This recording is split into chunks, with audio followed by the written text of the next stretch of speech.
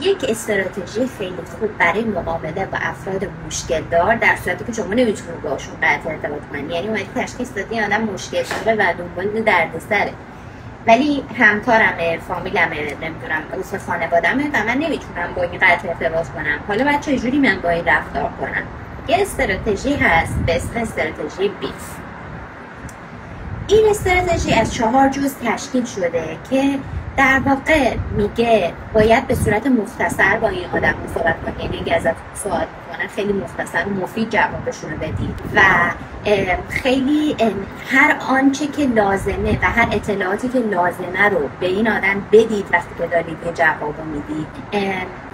جدی و قاطع باشه ولی همزمان یه لحن دوستانه باشه، یعنی یه حالت خصمانه‌ای نداشته باشه، چون این یکی از چیزایی که آدمای مشکل دار رو قلقلک میده و دوباره یه عکس‌العملی ممکن نشون بدن که خودش مشکل دیگه است. و این 4 تا چیزی باید رعایت بشه وقتی که آدم داره معاشرت میکنه یا یه تعاملی داره با یه آدم مشکل دار. حالا چجوری؟